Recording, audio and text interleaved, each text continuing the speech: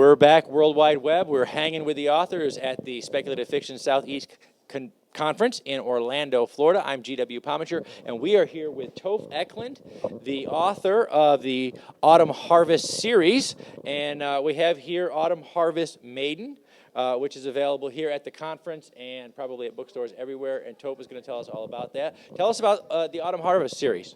Okay, so as a series, Autumn Harvest is tales of everyday people swept up into supernatural events and finding love in a fantasy world that is just recovering from the wars of the age of summer and dealing with the various prejudices of that world. There's a certain socially conscious element to this story. Fantastic. This particular book, it's basically not the story of the hero of legend.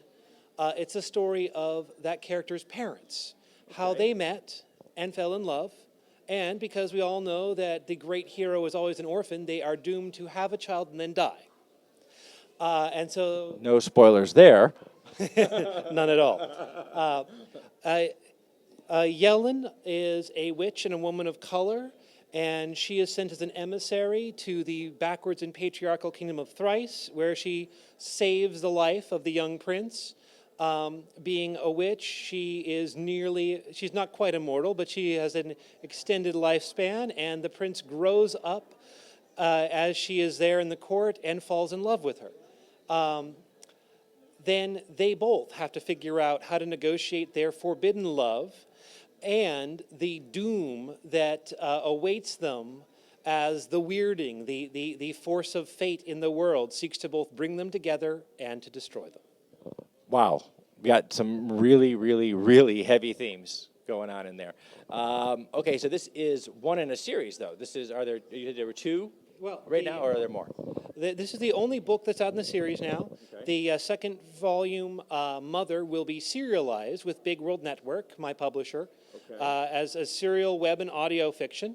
Fantastic. And this volume also includes, in addition to Autumn Harvest Maiden, a collection of short stories set in the world of Maiden, and that's about the back, quarter to third of the book, and that introduces a lot of characters and themes that will work their way into the broader story going forward. What did you like most about writing in the fantasy world and creating your own world? See, I have loved fantasy since I don't know, maybe even before, but at least since I read Lord of the Rings back in something like 4th grade. Okay. But also, as I've grown, I've acquired a certain dissatisfaction with fantasy at times, where fantasy often can become, and sometimes has become, too focused on these larger-than-life issues, struggles against supernatural evils and such, and ignore the day-to-day concerns and the kind of societies and the kind of issues that we are wrestling with today as a society. Issues of income inequality, issues of sexism, access to medical care, transgender issues. I wanted to write a world where all those things exist in a fantasy world, and that where the action involves some big things happening, but it stays centered around these individual characters who are, as much as possible, real flawed people, and the details of their everyday lives are often just as important as the looming threats of civil war and magical terror. Well, you're out here at SFSE, and you got to talk to a lot of readers and other authors and things like that. How's the world of Autumn Harvest, being received right now?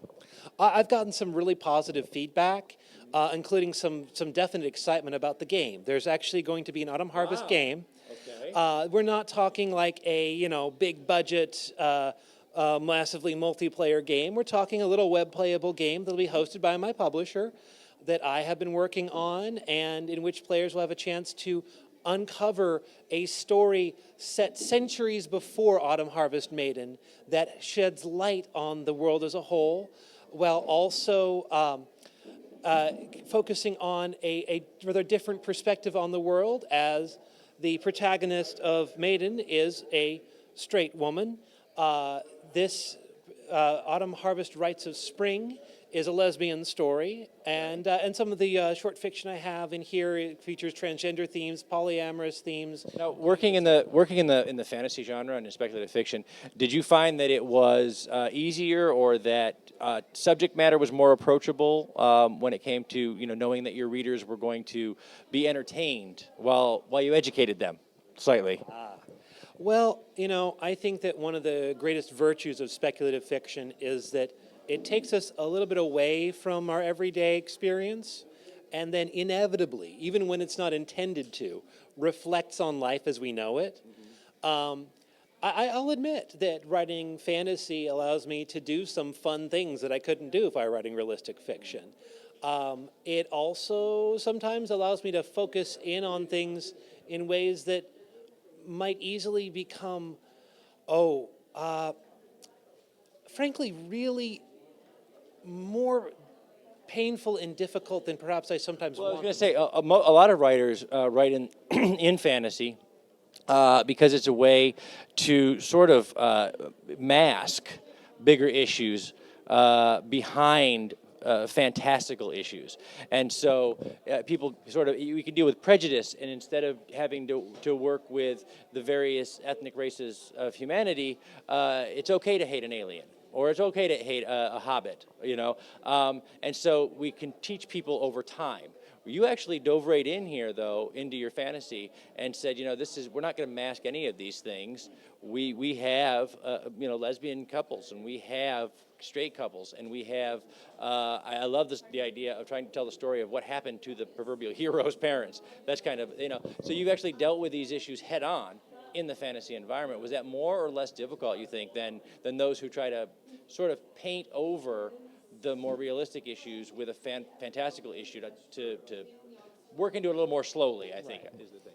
Well, I don't know if I can say if it was easier or harder in any general sense. I knew that for me, it was what I not merely want to do, is what I needed to do.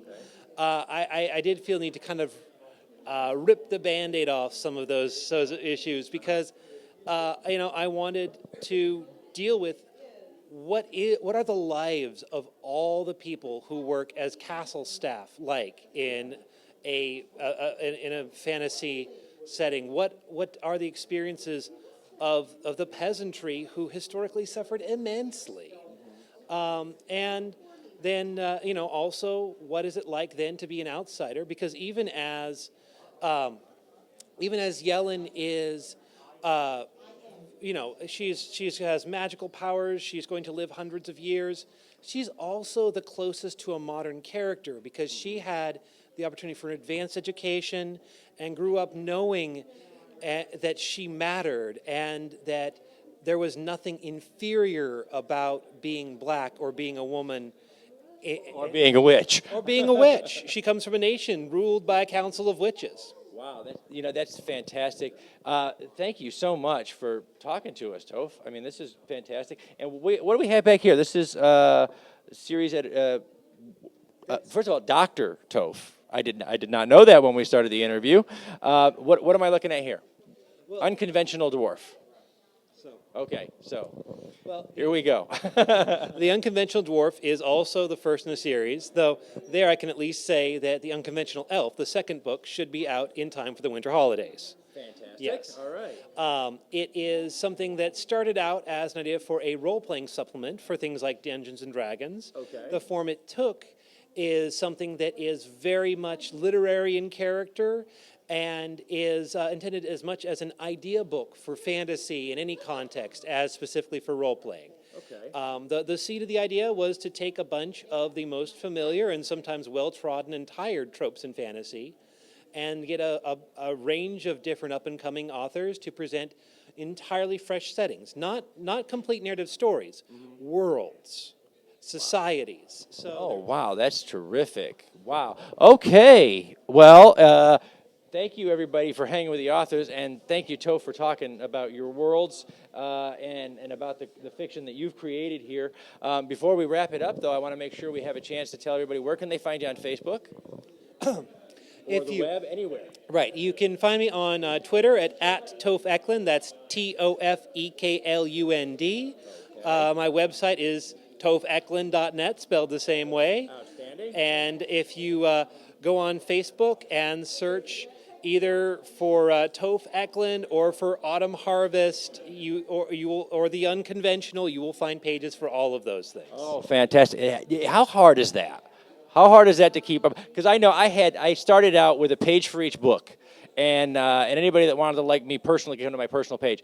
And then someone told me, to kind of mush them. So I mushed them into an author page, and I now actually get to breathe about 3 hours more a day than I did because I don't have to keep up with all the other pages. So how hard is it to keep up with what you're doing? It is hard. It is. But I'm moving toward consolidating a bit. The Unconventional is going to continue to be an active page because there are a whole bunch of different writers and artists contributing to the series. But I am moving everything else increasingly toward my Facebook page and on trying to get cross-posting where I can post a blog post and have automatically the link appear on Facebook. Try to do those sorts of things to keep it a little bit simpler. Share with the rest of us when you get there, because it is a process of working with social media, so it's great. Tof, thank you so much for talking to us, man. Thank you. I really appreciate it. And if you get a chance, everybody out there and hanging with the authors, check out Autumn Harvest Maiden, and coming soon will be Autumn Harvest Mother. Okay. And, of course, on Facebook and everywhere, come on, check out The Unconventional Dwarf, and coming by the holidays will be The Unconventional Elf, okay? And come on back to more Hanging with the Authors in just a little while. We're at SFSE in Orlando, and we're going to head into the big room and hang with some more authors, so we'll be right back. In 1953, private investigator Will Lucky Marks was working as the in-house private eye for Arcane Pacific Pictures when famed director Alistair Walters was brutally stabbed to death on the scene of his last blockbuster. Lucky must sort through stereotypes and challenge common perceptions as well as his own prejudices in order to sort through gossip, innuendo, and intrigue to find the killer before time runs out. This murder mystery will pit Lucky against some of the most deceitful creatures on Earth. Movie stars. Get Lot 28 today.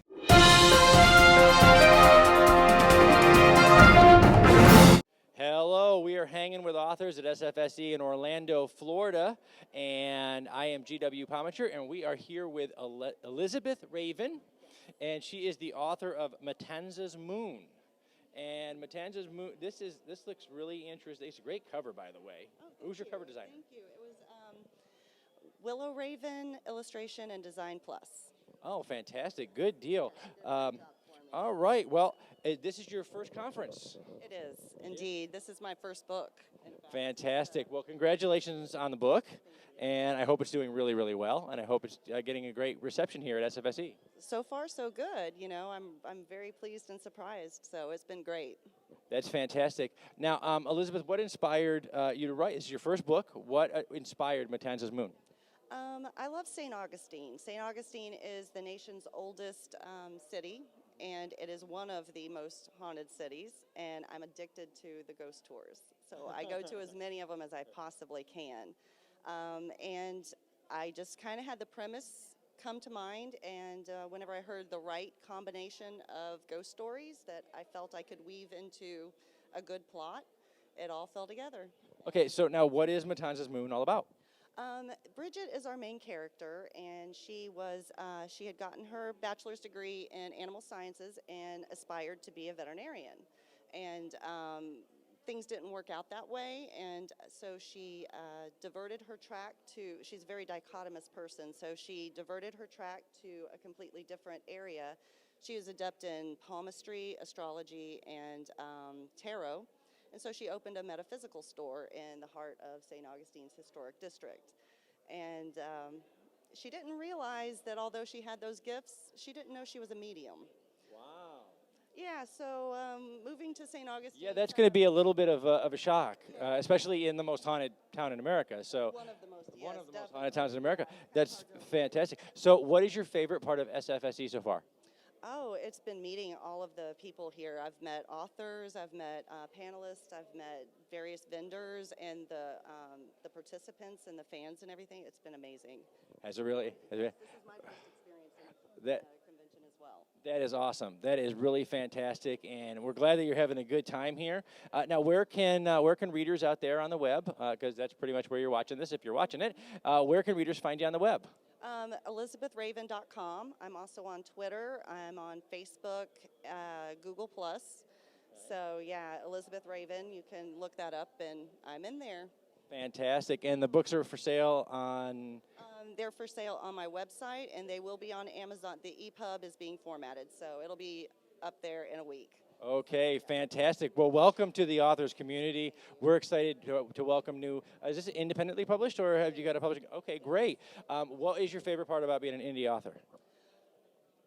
The freedom of expression. I feel, I felt it was a struggle to try to even get attention from any of the other the agents and publishers. Maybe it was the wrong time of year. I don't know. But just talking to other authors and hearing what they've done and realizing how things are changing, and you can still put out quality books. It does not have to be, one of the 5 major publishers.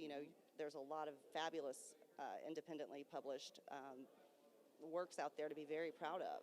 Well, we welcome you. I'm an indie author myself, and welcome to the indie author community. And we're excited when new people publish new stories.